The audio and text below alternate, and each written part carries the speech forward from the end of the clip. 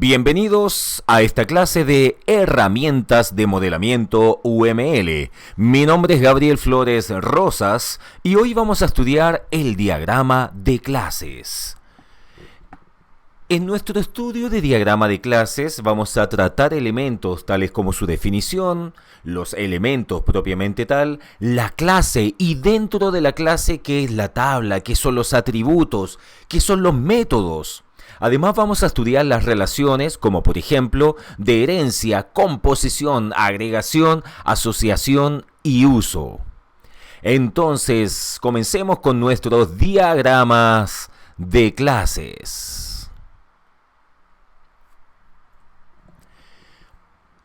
Sabemos que un diagrama de clases sirve para visualizar las relaciones entre las clases que involucran el sistema, las cuales pueden ser asociativas, de herencia, de uso y de agregación. Ya que una clase es una descripción de conjunto de objetos que comparten los mismos atributos, operaciones, métodos, relaciones y semántica, mostrando un conjunto de elementos que son estáticos, tales como las clases y tipos, junto con sus contenidos y relaciones. Los elementos de una clase son presentados por Ekurred, el año 2016, en una importante descripción de cada uno de ellos, lo cual se especifica a continuación. Un diagrama de clases, tal como vemos en pantalla, está compuesto por los siguientes elementos: clase, atributos, métodos y visibilidad, relaciones, herencia, composición, agregación, asociación y uso. Ahora, una clase, ¿qué es? Una clase es la unidad básica que encapsula toda la información de un objeto, donde un objeto es una instancia de una clase. A través de ella podemos modelar el entorno en estudio, como por ejemplo una casa, un auto, una cuenta corriente, etc.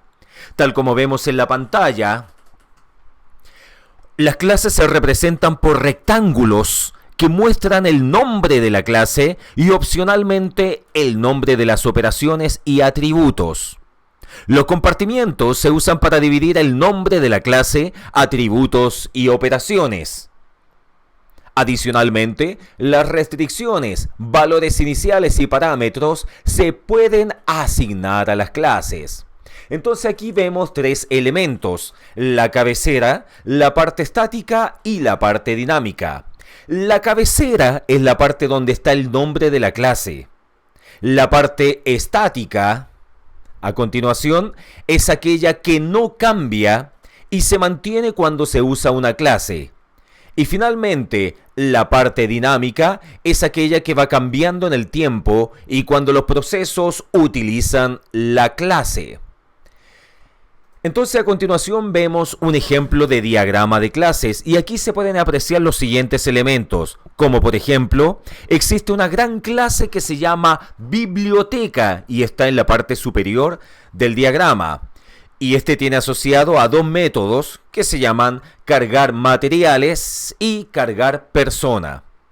En la clase materia se encuentran dos subclases, que en este caso son libro y revista. En la clase persona se encuentran dos clases, que en este caso se ve que son las opciones alumno y profesor.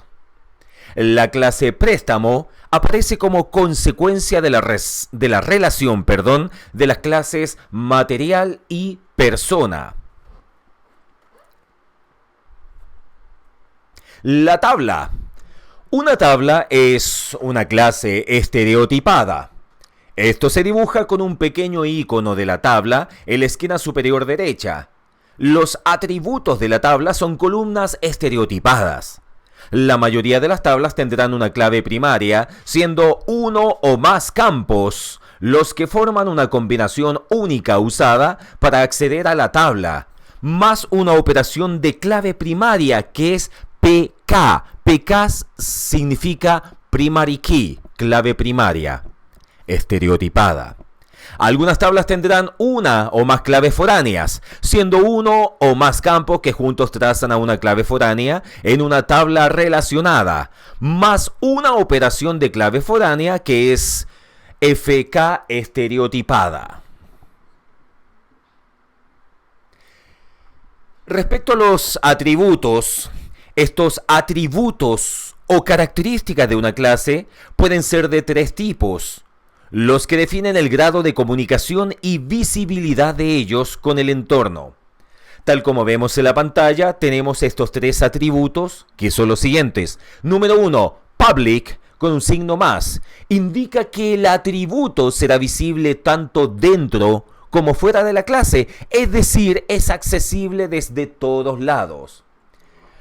Número 2, private, que sale con un signo menos, indica que el atributo solo será accesible desde dentro de la clase. Solo sus métodos lo pueden accesar. Y tercero, tenemos la opción protect, que indica que el atributo no será accesible desde fuera de la clase, pero sí podrá ser accesado por métodos de la clase, además de las subclases que se deriven. En términos de métodos, estos métodos u operaciones de una clase son la forma como ésta interactúa con su entorno. Estos pueden tener las siguientes características. También pueden ser a nivel de public, private o protect.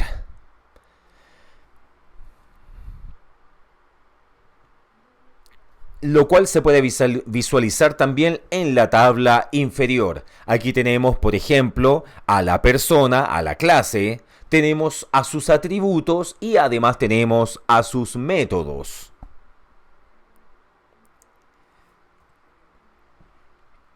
Respecto a las relaciones, y ahora que ya hemos definido el concepto de clase, es necesario explicar cómo se pueden interrelacionar dos o más clases, cada una con características y objetivos diferentes. Pero antes es necesario explicar el concepto de cardinalidad de relaciones. En UML, tal como vemos en la pantalla, la cardinalidad de las relaciones indica el grado y el nivel de dependencia. Y se anotan en cada extremo de la relación, y estas pueden ser de tres tipos: uno o muchos, o sea de 1 a n, 0 o muchos, o sea de 0 a n, o un número fijo, que lo vamos a denotar con la letra M minúscula. Herencia. La herencia indica que una subclase hereda los métodos y atributos especificados por una superclase. De esta forma, la subclase, además de poseer sus propios métodos y atributos, poseerá las características y atributos visibles de la superclase, o sea, a nivel de public y protect. En el siguiente ejemplo que podemos ver en la pantalla, las clases alumno y profesor heredan todos los atributos y métodos de la clase persona.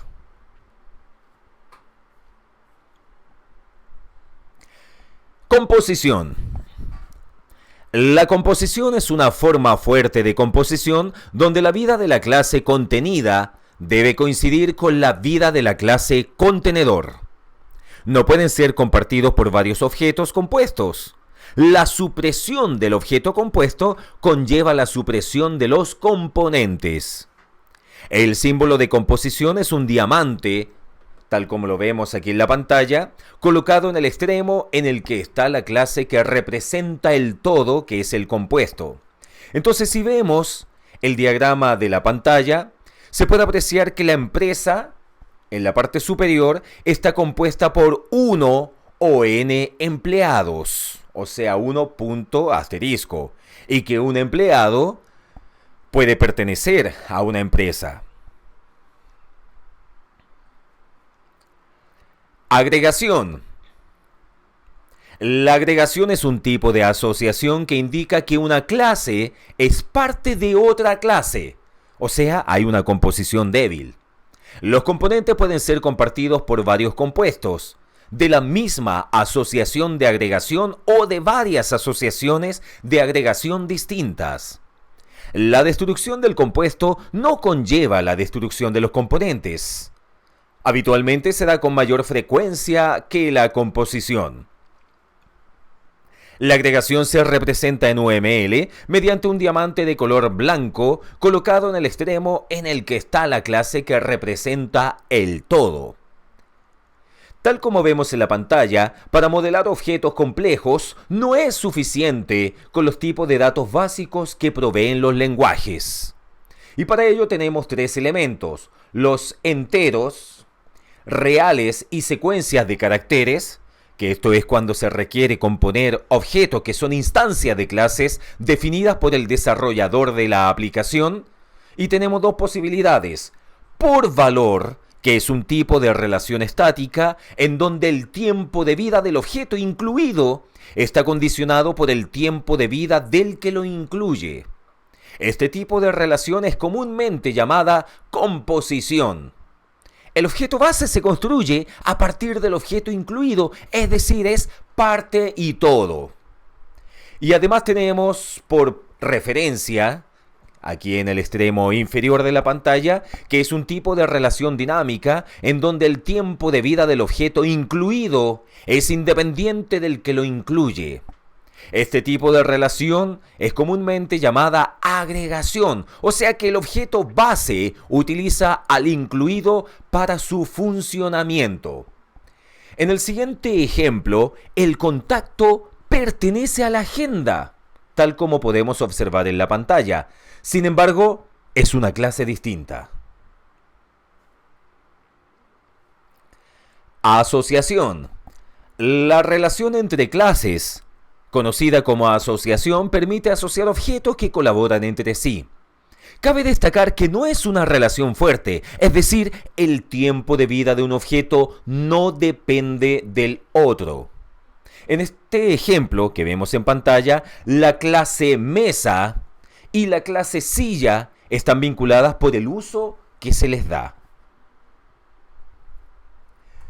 Finalmente tenemos el uso, también llamada relación de dependencia o instanciación. Representa un tipo de relación muy particular en la que una clase es instanciada, o sea que su instanciación es dependiente de otro objeto clase. Se denota por una flecha punteada. El uso más particular de este tipo de relación es para denotar la dependencia que tiene una clase de otra. En este ejemplo, tal como se ve en la pantalla, se pueden ver las clases de un sistema de una universidad, donde una persona puede ser trabajador o puede ser estudiantes, y ambos se relacionan con la universidad, la cual tiene distintos departamentos donde se relacionan. A su vez, hay estudiantes que pueden realizar un doctorado, por lo que un estudiante puede llegar a ser doctor. Los trabajadores pueden ser administrativos o académicos. Muchas gracias.